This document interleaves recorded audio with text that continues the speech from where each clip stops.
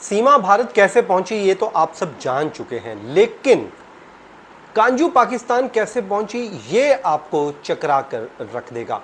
इस पूरी कहानी में बड़ी दिलचस्प चीज़ें सामने आई हैं और वो पूरा सफ़र किस तरह तय किया, और बल्कि ये तो सिर्फ शादीशुदा ही नहीं निकली, बल्कि अब इस वीलॉग में आपके साथ वो चीज़ें मैं शेयर करने जा रहा हूँ, क्योंकि कल हमारे भारतीय कुछ जो दोस्त थे जो हमें फॉलो करते हैं, जो हमारे व्यूअर्स हैं, उन्होंने एतराज़ किया था कि ऐसी कोई स्टोरी है ही नहीं। लेकिन अब ना सिर्फ इसको भारतीय मीडिया रिपोर्ट कर रहा है, बल्कि आज इसमें पूरी मैं वो डिटेल्स आपके साथ शेयर करने जा रहा हूँ। अंजू जो है वो किस तरह यहाँ पर पहुंची और क्या क्या उसने रास्ते में किया, सारी डिटेल्स इस वीलॉग में। बिस्मिल्लाहिर्रहमानिर्रहीम, अस्सलाम वालेकुम। मैं हूँ फयाज़ महमूद और आप देख रहे हैं फयाज़ महमूद यूट्यूब चैनल। नाज़रीन, बात करेंगे अंजू की, जो भारतीय लड़की है, जो पाकिस्तान में एक लड़के के साथ जिसका नाम है नसरुल्ला, उसके साथ उसकी दोस्ती होती है और उस दोस्ती से को वो मोहब्बत में तब्दील करती है और वो पाकिस्तान पहुंच जाती है। किसी को कानो कान खबर नहीं होती, क्योंकि उसके पास एक वैलिड वीज़ा होता है और उसी विजिट वीज़े पर वो पाकिस्तान आ जाती है। लेकिन अब जब मीडिया पर यह खबर आई तो उसके बाद जैसे भारत में तो ज़ाहिर एक वो कोहराम मच गया कि ये आखिरकार हुआ क्या है, कि पहले एक सीमा नामी लड़की भारत पहुंच गई और अब जो अंजू नामी लड़की है वो पाकिस्तान पहुंच गई, और ये आखिर हो क्या रहा है। ज़ाहिर है ये किसी भी तरह का जो मामला है कहीं ना कहीं पर डिस्कस होना था, वो अब हो रहा है।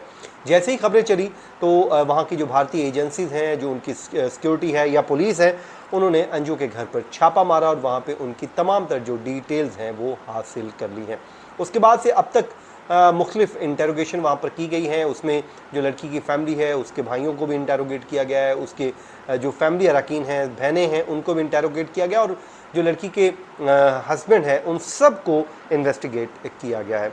लेकिन इस वक्त सवाल ये है कि अंजू जो है वो पाकिस्तान कैसे पहुंची और उसने रास्ता कौन सा इख्तियार किया, ये आपको सारी मैं चीज़ आज इस व्लॉग में बता देता हूँ। देखिए, सबसे पहले तो अंजू ये कहती है कि उसने किया क्या। उसने अपने भाइयों को और हस्बैंड को कहानियाँ सुनाई मुख्तलिफ़ किस्म की। मैं थोड़ा सा अंजू का आपको तारफ़ करवा दूँ।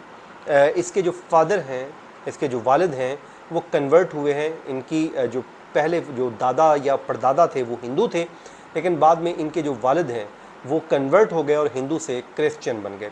तो ये जो कल हम रिपोर्ट कर रहे थे, मैंने तो बहरहाल नहीं किया, लेकिन जो चल रहा था शायद वो हिंदू लड़की है, तो ये बात तो क्लियर हो गई कि वो हिंदू नहीं है, बल्कि वो क्रिश्चियन फैमिली से ताल्लुक़ रखती है और उसको पाकिस्तानी लड़के नसरुल्ला से मोहब्बत हुई है।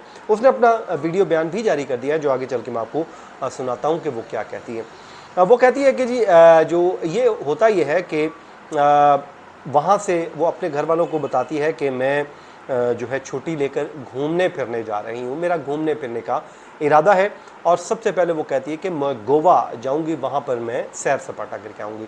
आपको पता है भारत का जो इलाका गोवा है वो सैर व सियाहत के हवाले से मशहूर है, कुदरती इलाका है, वहाँ पर अच्छा खूबसूरत एरिया है जहाँ पर अक्सर लोग जाते हैं सैर सियाहत करने। लेकिन वो बताया जाता है कि जी उसका जो बजट है वो कम पड़ गया और उसने फ़ैसला ये किया कि मैं वहाँ नहीं जाऊँगी, बल्कि मैं जयपुर जा रही हूँ। अब हुआ ये कि ये सारी जो उसने अपने घर वालों को कहानी बताई है वो मैं आपके साथ शेयर कर रहा हूँ। वो वहाँ पे होता ही है कि जी वो कहती कि मैं जयपुर जा रही हूँ, जयपुर से वो कहती कि जी मैं अमृतसर चली गई। अब अमृतसर पहुँच के वो अपने घर, अपने भाई को या अपनी फैमिली को कॉल करती है, वो कहती जी मैं अमृतसर पहुँच चुकी हूँ।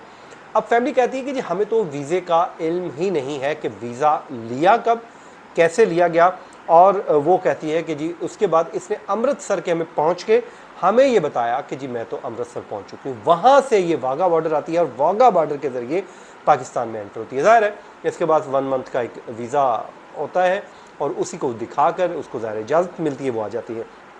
अब ये जॉब क्या करती है, जॉब ये जनाब करती है वहाँ की होंडा 2 व्हीलर जो कंपनी है उसकी सिक्योरिटी डिपार्टमेंट में ये जॉब करती है। ये बड़ा इंपॉर्टेंट चीज़ है जो उसके भाई ने अपने एक इंटरव्यू में ये बात बताई है, जो उसने कहा है।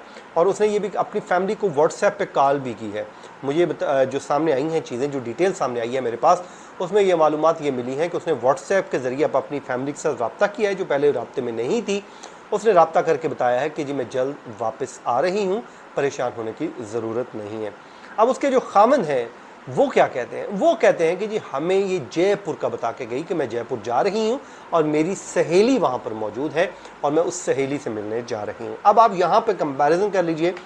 सीमा जो है वो क्लियर कट है, वो कहती है कि जी मैं यहाँ से दुबई जाती हूँ, दुबई से नेपाल और नेपाल से अपने जो होने वाला शौहर है उससे मिलती हूँ। ये वो अपना एक रास्ता बताती है। अब यहाँ पे बड़ी एम्बिग्विटी है, बार बार कहानी में ट्विस्ट आ रहा है कि कभी वो कहती है कि जयपुर जा रही हूँ, कभी वो कहती है गोवा जा रही हूँ, कभी वो कहती है अमृतसर जा रही हूँ और कभी वो कुछ कहती है। तो अब खामंद ये कहता है कि जो मुझे ये कह कर गई थी कि मेरी सहेली का घर है, मैं उससे मिलने जा रही हूँ, और इसी तरह अब व्हाट्सएप पे हमारा राब्ता भी हुआ है और उसने बताया कि मैं लाहौर में हूँ और मैं जल्द वापस आ जाऊँगी। अब वो कहते हैं कि जी मुझे नहीं मालूम कि वो कैसे गई है, मुझे तो मीडिया के ज़रिए इल्म हुआ कि मेरी जो वाइफ है वो इस वक्त पाकिस्तान में मौजूद है। उसने बताया कि जी जो इनकी शादी का अगर आपको मैं थोड़ा सा बता दूं तो तकरीबन ये 2007 में शादी हुई थी, इसको तकरीबन 16 बरस हो चुके हैं इस शादी को, और सिर्फ ये शादीशुदा नहीं निकली बल्कि इसके भी बच्चे हैं। यानी कि आप ये कह लीजिए कि जिस तरह सीमा के बच्चे थे इसी तरह ये भी बच्चों वाली है और ये पाकिस्तान में आ गई है। और इसने जो कल पहली स्टेटमेंट दी थी उसमें इसने कहा था कि अब नसरुल्लाह के बगैर मैं रह नहीं सकती, और इसने अपने बच्चों के हवाले से बच्चों से भी बात की और कहा कि मैं वापस आ जाऊंगी और सब कुछ आकर मैं आपको बता दूंगी जो कुछ भी हुआ है। सीमा के हवाले से भी वो कहते हैं कि जी हमारे इल्म में ये बात आई है कि सीमा एक लड़की पाकिस्तान से आई है, और लेकिन वो कहते हैं कि इसका और उसका मामला मुख्तलिफ है क्योंकि सीमा गैर कानूनी तौर पर आई है जबकि अंजू जो है वो भारत से पाकिस्तान का वीज़ा लेकर आई है और पासपोर्ट के ज़रिए ही वो दाखिल हुई है।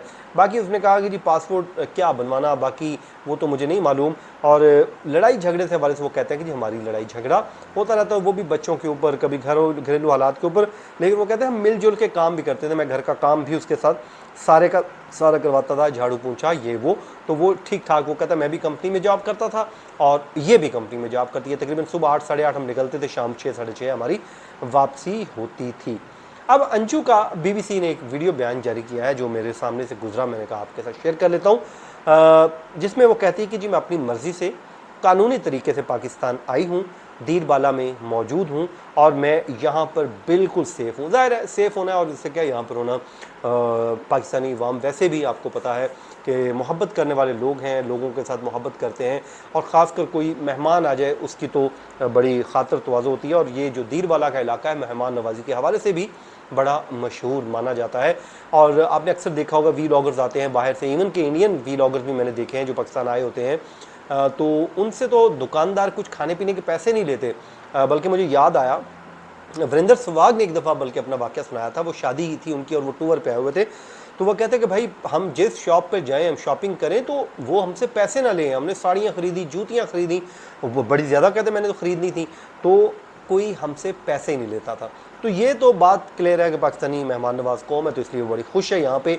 और फिर उसने कहा जी जैसे मैं आई हूँ वैसे वापस भी आ जाऊँगी, इसलिए मेरी फैमिली को परेशान ना किया जाए, मैं कुछ दिनों में वापस आ जाऊँगी।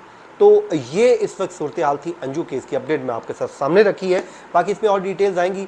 बाकी दीरबाला के जो पुलिस एहलकार हैं उन्होंने भी इसकी तस्दीक कर दी और बताया कि वो पाकिस्तान में मौजूद है और इन्वेस्टिगेशन चल रही है बहरहाल, लेकिन वो कहते हैं क्योंकि वो वीज़ा लेकर आई है तो इसलिए उसे अरेस्ट करने की ज़रूरत नहीं है। नाजरीन ये था आज का हमारा वीलॉग, अपनी दुआओं में याद रखिए, मुझे दीजिए इजाज़त, अल्लाह ने के बाद।